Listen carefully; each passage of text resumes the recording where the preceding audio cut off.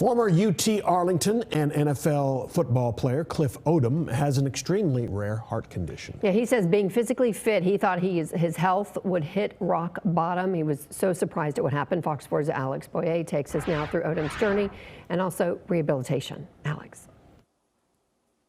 Hi guys, yeah, I had a chance to chat with him today, and Cliff Odom tells me that he used to have no problem running across a football field, but right before his diagnosis, he was so weak that he couldn't even walk outside to get the mail. Last July, he underwent a heart transplant, and he tells me this entire journey has been very humbling.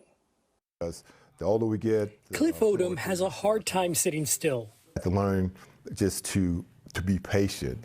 The former linebacker spent 13 years in the NFL, a third-round draft pick who retired in 1993 after a stint with the Miami Dolphins. I think that was the year we beat the Cowboys in the Snow Bowl. The 63-year-old has always tried to stay fit. He doesn't smoke or drink, so he became concerned when his health began to deteriorate.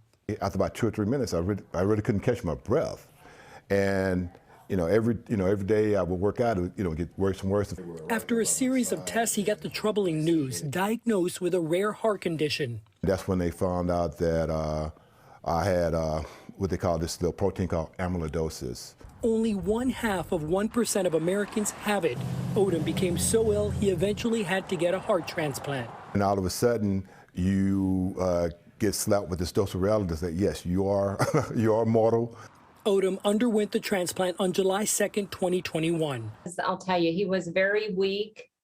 Brenda Dowdy is the cardiac rehab manager at Texas Health Arlington Memorial. She says rehab generally begins 6 to 8 weeks post-surgery. I'd have to say the majority come to us in this anxious state of hypervigilance.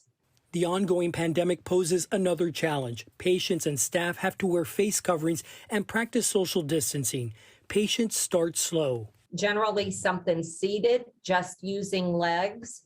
Odom started on the stationary bike. His team recorded his progress, his heart rate monitored on several large screens.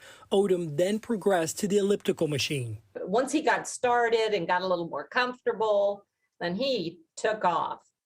Odom grateful to his team, except this time they're not found on the field. They had to retrain me. They said, no, Cliff, if it hurts, you're doing it wrong, or you got to stop.